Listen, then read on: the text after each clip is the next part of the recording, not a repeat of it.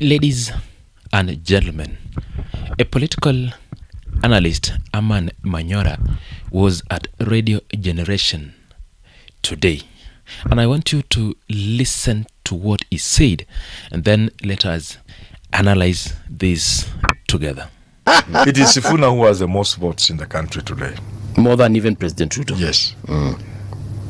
And if you want, we can look for them. They are there. We can tell you. He has the most votes. It doesn't mean if he runs, he will win. Yes. That's not how politics works. Okay. Yeah, but I'm saying, just like we have been saying, Gachagua is bringing the most votes on account of coming from the most populous voting bloc. Is that right? You see, the Kikuyus are not just the most, the Mount Kenya people are not just the most populous community in terms of census numbers. They are most populous in terms of political muscle. For every population, they register more than the rest of us. Okay. You see? So you could have 1 million people. Manyora made two central claims. First, that Edwin Sifuna holds the highest raw votes potential in the country right now. Second, that Rigathi Gachagua commands the most organized and political discipline voting bloc in Kenya. Read those two claims together and you arrive at one conclusion. William Ruto, the sitting president, is not leading either measurement. Let's start with Gachagua. Manyora was not talking about population size alone. He was talking about political conversion rate, the rate at which Mount Kenya registered voters and the rate at which those voters actually show up on election day. That conversion rate is historically higher than most other regions in the country. So when a presidential candidate is doing the arithmetics, Mount Kenya is not just a larger community. It is a reliable delivery machine. Gashagua's Democracy for Citizens Party launched in May 2025, 7 months after parliamentary removed him from the deputy presidency in October 2024, sits directly on top of that machine. And that is where the analysis depends. Gachagua did not just watch his impeachment happen. He studied it. Parliament moved against him with speed and a coordinated attempt. He now understood the lessons. Control parliament and you control the political game regardless of who occupies Statehouse. So when he builds accordingly, DCP is not a party information.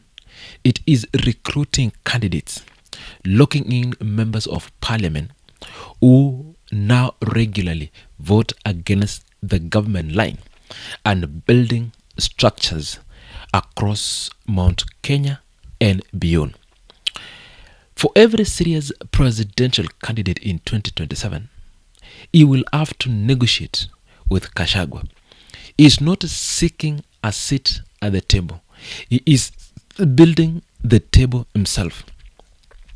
Now, Sifuna, the Luya bloc has grown its registered voters' numbers to the point of surpassing even other known regions.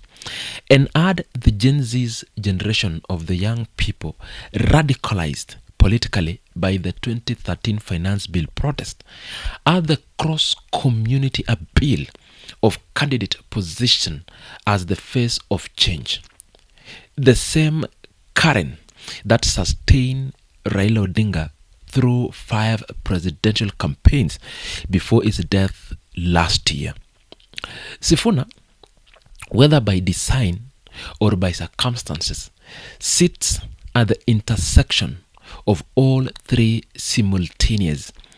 But Manyora was disciplined enough to separate potentially from victory, and we must be equally disciplined.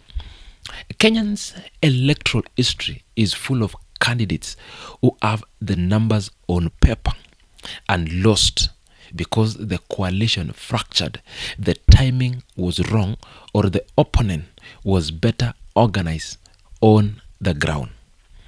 So whether Sifuna runs, whether ODM backs him, whether the coalition holds, those questions are completely unanswered now.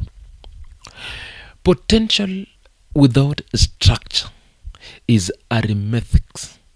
It does not win election on its own. Which brings us to Ruto. He is entering a re-election campaign without controlling either variable his strategies are tracing. He lost Kashagwa through the impeachment. He has lost the Gen Z wave through the finance bill crisis. When protesters occupied parliament in June 2024 and his administration responded with live ammunition, these are not losses recoverable through rallies. They require structural political solution, new alliances, new coalition, new entry points into blocks that have already moved. None of these solutions have materialized in President William Ruto's government. So, ladies and gentlemen, Manyora did not tell us who will win in 2027. He told us where the power sits, and Ruto is not holding that power.